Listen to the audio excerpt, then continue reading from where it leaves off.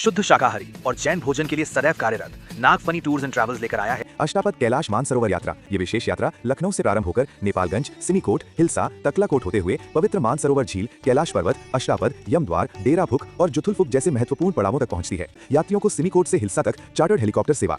Booking के लिए अभी संपर्क करें महावीर जैन एवं भूपेंद्र जी जैन से। क्या हो, तुम्हारा भविष्य क्या है, बस तुम्हें एक ही बात देखना है, जो तू खुश है उसको देखकर तुम खुश होना शुरू कर दो, तुम्हारे अच्छे दिन शुरू हो जाएंगे। जो जो तुम्हें खुश दिखे तुम खुश होना शुरू हो जाओ।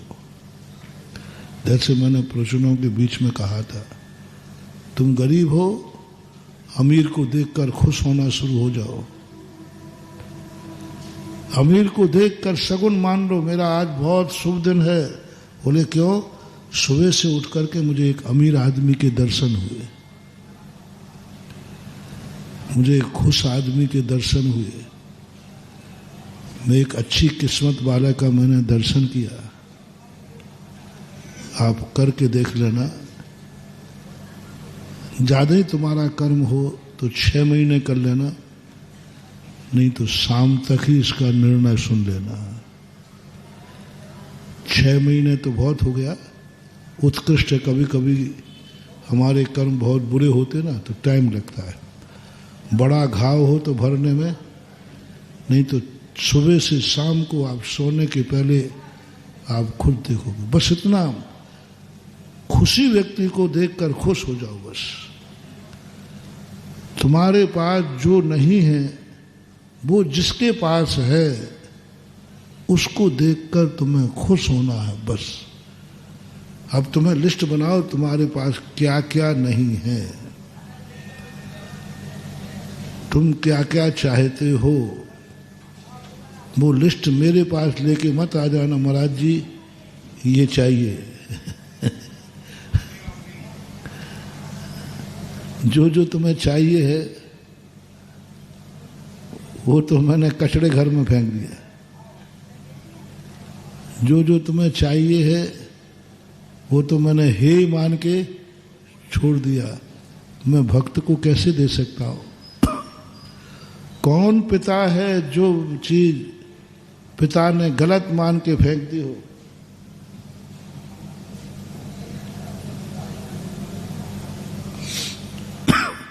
और बेटे को दे दे, बेटा तू ले जा। नहीं, यदि ऐसा करता है तो आप सोच लेना, वो तुम्हारा पिता नहीं, वो तुम्हारा गुरु नहीं, वो तुम्हारा भगवान नहीं। तुम्हारा सच्चा भगवान कौन है? उस भगवान ने जो जो छोड़ दिया है, कहीं वो भक्त को तो नहीं दे रहा है। जो जो उसने छोड़ दिया है वो भक्त को तो नहीं दे रहा है। समझ लेना वो भगवान खोटा है। जो नहीं मिला वो की बात कहे तो नहीं, जो छोड़ दिया क्या मान के छोड़ा, बोले ये गलत है, वो भक्त को नहीं देगा सच्चा भगवान। जिनेंद्र देव ने जो जो छोड़ा वो आज तक किसी को नहीं दिया, उन्होंने ध्यान में बैठे रहते हैं। यही गुरु महाराज हैं। गुरु महाराज कहते हैं मैंने जो छोड़ दिया मैं तुम्हें कैसे दूं? अब बताओ, तुम लोग वही चीज मांगते हो।